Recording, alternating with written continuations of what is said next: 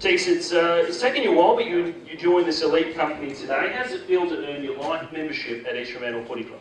I was talking to Kels the other day, and I suppose I hadn't really thought about it properly until sort of this week. And even now, just looking sort of out here and seeing all the people that are life members and being part of that company and knowing that I'm going to be part of that company for the rest of my life is a pretty massive thing. So I'm extremely proud. Tell us about some of your early memories down here at East Fremantle. You came down in 2000 just after a grand final appearance for the Sharks from Geraldton. And what are your memories of those first few days down here? Played Colts back in 01 with a few guys out of here today, and we had a great season. We ended up winning the flag, although I broke my collarbone in the second semi, so I didn't get the flag, which was disappointing. But that was an awesome year, first year out of school and first year out of home, and had a great time. And then went over east and came back in 03, and yeah, the guys I think played finals in 02, so probably expected to play finals again, and we had a good group of blokes led by the great Josh 11 over here, and we thought might have been a chance, but it didn't end out that way, and we had struggled for about the next 5 years after that. And you were drafted by Collingwood, as you mentioned. Tell us about your experience in the AFL. Yeah, it was a good time. I was only got a year over there, which was disappointing. A few injuries, and I suppose the fact that they were going all right, couldn't really slot in the team there. But just a great experience and one that I always have. And yeah, but to come back to the Sharks, it's where I always end up playing. Yeah, enjoyed it. Coming back to East Fremantle, you played through some pretty tough seasons. The one and only wooden spoon the East Fremantle's earned, and the club's improved so much since that time. You're heading for back-to-back finals appearances, and what have you learned over those years?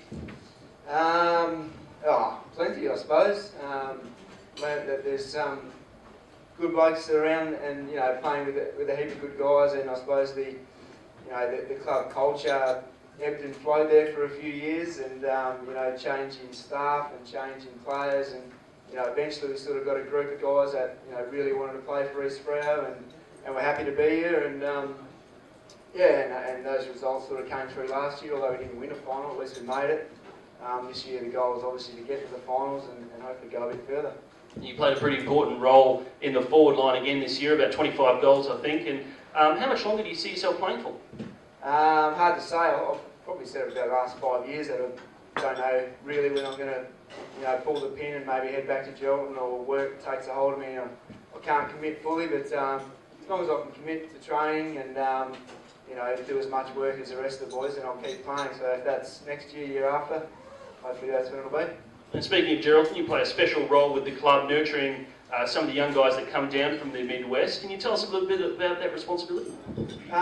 Yeah, so I obviously got pretty strong roots back in Geraldton still, and love getting home. And just recently, just been talking with Casey and a few of the club members about myself and Casey Green maybe playing a bit more of an active role in that. Maybe heading up to Gero a couple of times during the pre-season to just sort of, give them a bit more insight and a bit better taste of what playing waffle is all about. And with Greeny, he can pass on some more knowledge of his AFL career as well. Just giving the guys from Geraldton maybe some more understanding that it is pretty tough, and there is ups and downs, but if you stick with it, things can happen. Just finally, Teaks, your 150th game today. It's a pretty crucial game. Do you think the boys can pull it off? Yeah, I think so. I think it's obviously a massive game with pressure coming from below. All those teams on 20 points, 24 points or something. But if we win this, if we keep winning, we'll play finals. So, it's a must-win game for us this week, and I think we'll do it. Thanks again, Teaks, and appreciate your service to the East Fremantle Football Club. Ladies and gentlemen, please thank Leith Teakle.